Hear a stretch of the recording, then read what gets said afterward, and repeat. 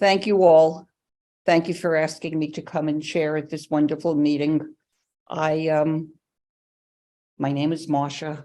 I'm a recovered compulsive overeater, gratefully part of this Gray Sheet community who weighs and measures 3 meals a day off the Gray Sheet, calls it into my sponsor, don't eat anything else in between, and I'm beyond grateful for the life I now have.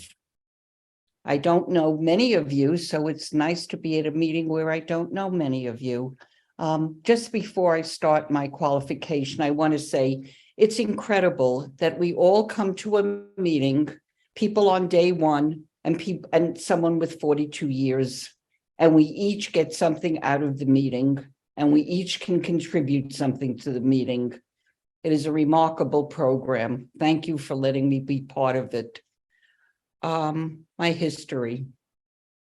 I was born and raised on the Lower East Side of Manhattan, first generation American. My father was a compulsive gambler, food addict, and alcoholic. My mother was a compulsive eater and a martyr because she put up with my father. My sister was chubby also, and I was quite thin. There's a story I love about myself. I was 3 years old in a neighbor's house, and she had just baked a little round thing that we no longer eat unless we make it out of soy, out of, anyway, sawdust. And she handed it to me, and she bent down and she said, "And what do you say?" And I gave her my other hand and I said, "Give me another one." So my compulsive eating might have started very young, but I was thin, I was active, I was healthy. And then puberty happened and I became uncomfortable about my body. So I started dieting 5 pounds, and then it became 10 pounds. And then I quit smoking in my 30s, so it became 25 pounds.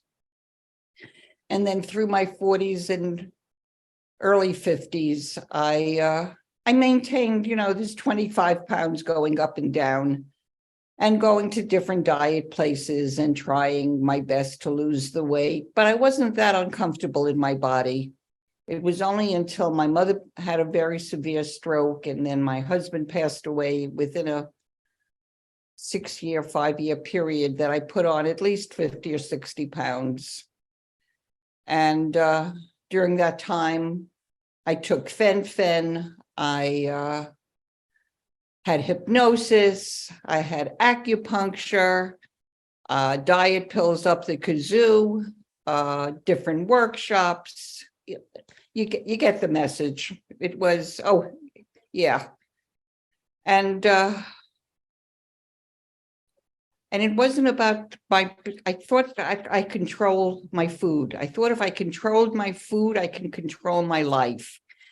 And I didn't know how to deal with the feelings of not being enough. Although I was in therapy for many years, and the anger and disappointment I felt about myself was overwhelming. And food became my coping mechanism. It became I just saw my frenemy, my friend and my enemy at the same time.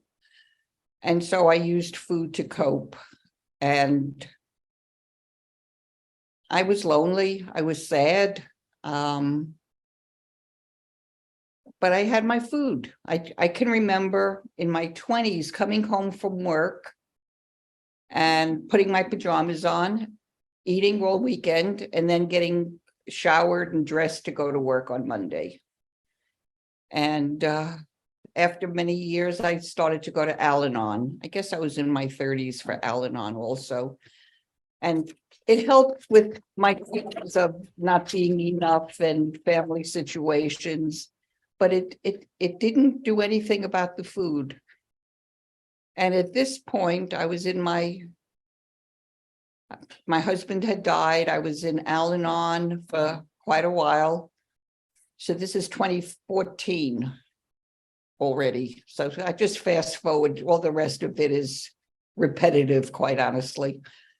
And I decided that I was big enough to get lap band surgery because everything else had failed for these past 13 years since my husband died. At that time, I was losing and gaining 5 pounds. That's all I could do. That's all I could do was a 5-pound weight loss and then gain it back. So I was over 200 pounds, and I figured lap band surgery, I'm big enough now. And I went, and yes, they were happy to see me, and yes, I'm a candidate. And so I asked about support groups, because I knew it wasn't just a physical problem, that emotional, and I didn't know spiritual at the time. And yes, we have a monthly support group. We have one tomorrow night. So I went, and all it was a sales pitch. They were marketing like crazy. No one had a problem. Everything was perfect. So during the break, I left and never went back, because I knew this is not for me. This is not the solution I need. And I came home, and I was in my meditation chair, praying, crying, talking to a God I didn't know existed at the time, and asking, what can I do? What? And I heard a voice. I've never heard it again. Now I hear referred to as the big voice. And the big voice, loud as it was, said, go to OA. That was November 9th, 2014. The next night I went to OA and stayed. And it was definitely a good diet with group support. I worked the steps, but I didn't really get a connection to my higher power. And after about 2.5 years, I felt myself slipping. I was still abstinent, because according to the food plan, I could eat pretty much, whatever food plan I made. And I did have a loving sponsor. And I missed seeing a young woman who I liked a lot at the OA meeting. So I called her, and she told me she's in Gray Sheet. And so I've been Gray Sheet abstinent since October 23rd, 2017. And this is a program of action. It's not for people who want it. It's not for people who need it. It's for people who do it. And so to the newcomers, to the beginners, to those that are in relapse, stay. The miracles will happen. Put the food down. Once the food is down, you will have a clarity. I have had a clarity that I never knew existed. Step 0, put the food down. And after the food is down, then you can start studying Big Book, 12 steps, go to, all of the wonderful things this program gives us, the friendships, the connections. For me, my connection with my higher power, who I call my inner knowing. Once I put the food on the scale 3 times a day, it is the most spiritual thing I do every day. It cleared my fogginess. It gave me a connection, again, with my higher power, who I speak to every morning and write what he tells me. And I have a 2-way prayer partner. I don't believe you can work the steps without being without your food being clean. That's my personal opinion. There are others who have others. And as I started to work the steps after the food was down and develop this relationship with my inner knowing, I learn what his will is and how I can be the best version of myself on a daily basis. I'm going through a very difficult time now with my sister. Breast cancer. She lives in Florida, and she's having some other issues. And she's finally agreed to come live with me. And it's going to be a challenge. We're both in program. She has many, many years in program. It's a way of life for us. So we do love and accept each other and are willing to compromise and work out our differences. And so I feel as if we can make this work. And I'm grateful that I could do this for her. In 5 more, Marsha, I'll let you know when it's 1. Thank you, Phyllis. God keeps telling me to give it all to him, that he can handle it, and that I just have to continue doing what I do. And what I do is the following. Upon awakening, I pray. I read the 11th step. I meditate. I do transcendental meditation twice a day. I speak to a sponsee. I speak to my two-way prayer partner. And I have breakfast. And during the day, I go to meetings, I do service, I live my life. And 5-ish, I speak to another sponsee, I call my sponsor, I meditate again. And then in the evening, I speak with another sponsee, and I have a friend with whom I pray. It's a very beautiful day, very rich, with people that I love and that love me. I